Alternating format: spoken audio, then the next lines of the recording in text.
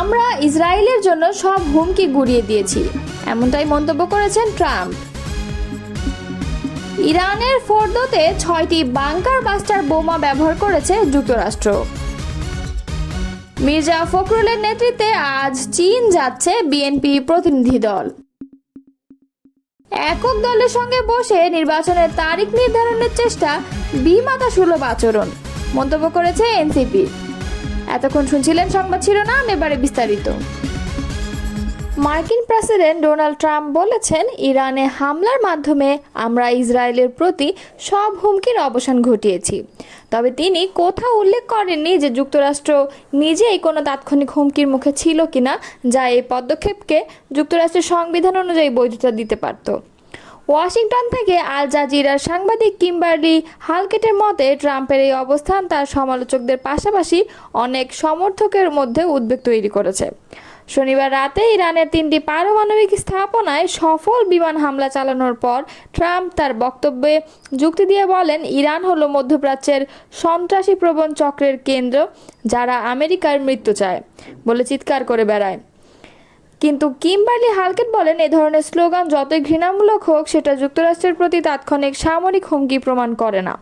Trump আরও বলেন, অনেক মানুষ ইরানের ঘৃণার কারণে মারা গেছে, তবে তিনি নির্দিষ্ট করে বলেননি যে এদের মধ্যে আমেরিকানরা ছিলেন কিনা। তিনি জানান, বর্তমানে আরও হামলার পরিকল্পনা নেই, তবে হুঁশিয়ারি দিয়ে বলেন, ইরান যদি আবার আলোচনার টেবিলে না ফেরে এবং পারমাণবিক কর্মসূচি বন্ধের চুক্তি না করে, তাহলে ভবিষ্যতের হামলা হবে আরও বড় এবং আরও সহজ। এরপরেই ট্রাম্প তার সবচেয়ে বিতর্কিত বক্তব্যটি দেন। তিনি বলেন, আমরা ইসরায়েলের প্রতি সব হুমকি মুছে দিয়েছি, কিন্তু তিনি এটা বলেননি যে আমরা যুক্তরাষ্ট্রের প্রতি হুমকি সরিয়েছি। আর এটিই মূলত অনেক আমেরিকান নাগরিকের জন্য উদ্বেগের বিষয়, কারণ তাদের মতে এই পদক্ষেপ ইসরায়েলের নিরাপত্তা নিশ্চিত করলেও যুক্তরাষ্ট্রকে মধ্যপ্রাচ্যের আরও একটি দীর্ঘস্থায়ী সংঘর্ষ টেনে নিয়ে যেতে পারে, যেখানে মার্কিন সেনা এবং অর্থনৈতিক সম্পদ ঝুঁকির মুখে পড়বে। ইরানের 3টি পরমাণু কেন্দ্র লক্ষ্য করে হামলা চালিয়েছে যুক্তরাষ্ট্র। দেশটির প্রেসিডেন্ট ডোনাল্ড ট্রাম্প এ তথ্য জানিয়েছেন। এর মধ্যে ইরানের অত্যন্ত সুরক্ষিত ফোর্দো পারমাণবিক কেন্দ্রে 6টি বাংকার বাস্টার বোমা ব্যবহার করেছে যুক্তরাষ্ট্র। সংবাদ মাধ্যম ফক্স নিউজের এক উপস্থাপকের বরাত দিয়ে রোববার এই তথ্য জানিয়েছে সংবাদ মাধ্যম টাইমস অব ইসরায়েল। ফক্স নিউজের জনপ্রিয় উপস্থাপক শন হ্যানিটি জানিয়েছেন, তিনি সদ্যই যুক্তরাষ্ট্রের প্রেসিডেন্ট ডোনাল্ড ট্রাম্পের সঙ্গে ফোনে কথা বলেছেন। ট্রাম্প তাকে জানিয়েছে, ইরানের পাহাড়ের নিচে থাকা গোপন ফোর্দো পারমাণবিক স্থাপনায় যুক্তরাষ্ট্র 6টি বাংকার বাস্টার বোমা ব্যবহার করেছে। এর আগে ধারণা করা হচ্ছিল, এই দৃঢ় সুরক্ষিত স্থাপনাটি ধ্বংস করতে হয়তো 2টি বাংকার বাস্টার বোমা যথেষ্ট হবে, কিন্তু ট্রাম্পের ভাষ্য অনুযায়ী বাস্তবে প্রয়োজন হয়েছে 6টি। হ্যানিটি আরও বলেন, যুক্তরাষ্ট্রের সাবমেরিন থেকে 30টি টোমাহক ক্ষেপণাস্ত্র ছোড়া হয়েছে। নাতাঞ্জ ও ইস্পাহান অঞ্চলের পারমাণবিক স্থাপনাগুলোকে লক্ষ্য করে ওই ক্ষেপণাস্ত্রগুলো ছোড়া হয়। সাবমেরিনগুলোর অবস্থান ছিল প্রায় 400 মাইল দূরে। এর আগে ইসরায়েল দাবি করেছিল, গত 13 জুন ইরানে চালানো তাদের প্রথম হামলায় নাতাঞ্জ পারমাণবিক স্থাপনাটি ব্যাপক ক্ষতিগ্রস্ত হয়েছে। প্রসঙ্গত, ফোর্দো ও নাতাঞ্জ এই দুটি পারমাণবিক কেন্দ্র ইরানের অন্যতম গুরুত্বপূর্ণ ইউরেনিয়াম সমৃদ্ধকরণ স্থাপনা। যুক্তরাষ্ট্র ও ইসরায়েল বহুদিন ধরে এই দুটি কেন্দ্রকে ইরানের পারমাণবিক কর্মসূচির মূল ভিত্তি হিসেবে দেখে আসছে। আর বাংকার বাস্টার বোমা হলো এমন এক ধরনের শক্তিশালী অস্ত্র, যা মাটির নিচে বা পাহাড়ের নিচে থাকা কংক্রিট সুরক্ষিত ঘাঁটিগুলো ধ্বংস করতে ব্যবহৃত হয়। ইরানের 3টি পরমাণু কেন্দ্র লক্ষ্য করে হামলা চালিয়েছে যুক্তরাষ্ট্র। রাতের আধারে দেশটির ফোর্দো, নাতাঞ্জ, ইস্পাহানের পারমাণবিক স্থাপনায় যুক্তরাষ্ট্র এসব হামলা চালায়। আর এই হামলা চালাতে যুক্তরাষ্ট্র ব্যবহার করে অত্যাধুনিক B-2 স্টিলথ বোমারু বিমান। এসব বিমানগুলো যুক্তরাষ্ট্রের মিসৌরি অঙ্গরাজ্যের ঘাঁটি থেকে উড্ডয়ন করে এবং একটানা প্রায় 37 ঘন্টা উড়ে ইরানের 3টি পারমাণবিক স্থাপনা হামলা চালায়। রোববার এই তথ্য জানিয়েছে সংবাদ মাধ্যম নিউ ইয়র্ক টাইমস।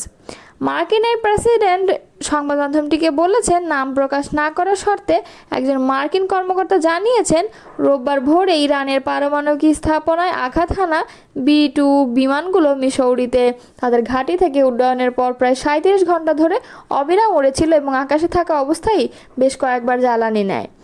তথ্যের সংবেদনশীলতার কারণে নাম প্রকাশ না করার শর্তে তিনি এসব তথ্য জানিয়েছেন বলেও জানিয়েছে নিউ ইয়র্ক টাইমস। এর আগে ইরানের 3টি পরমাণু কেন্দ্র লক্ষ্য করে হামলা চালায় যুক্তরাষ্ট্র। দেশটির প্রেসিডেন্ট ডোনাল্ড ট্রাম্প এ তথ্য জানিয়েছেন।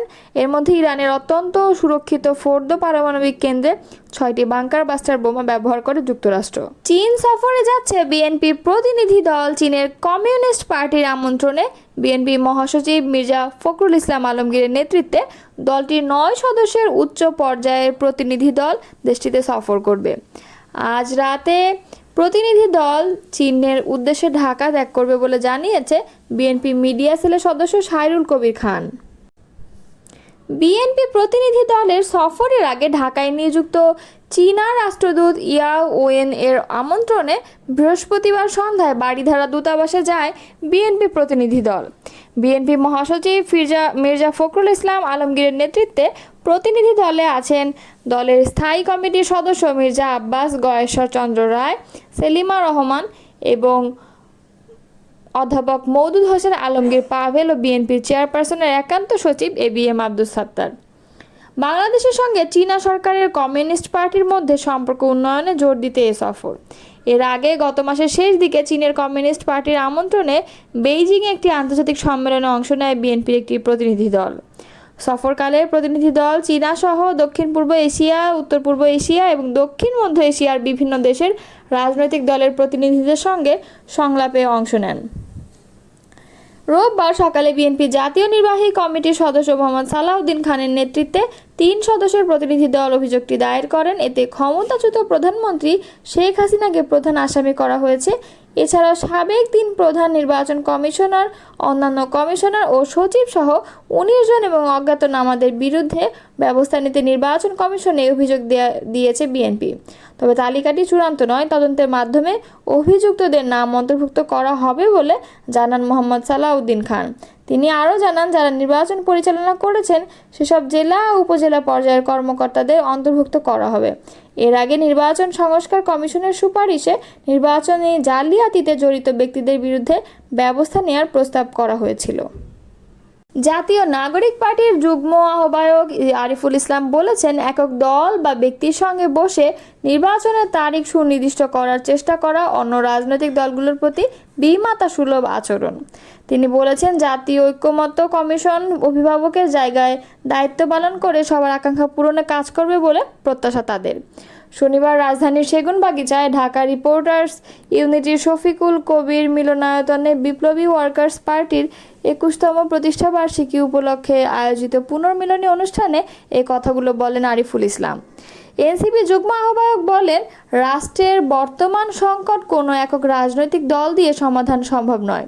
এই সংকট কেবল ক্ষমতা হস্তান্তরের নয়, বরং একটি দীর্ঘদিন ধরে চলা রাজনৈতিক ও প্রশাসনিক সংস্কৃতির ব্যর্থতার ফল।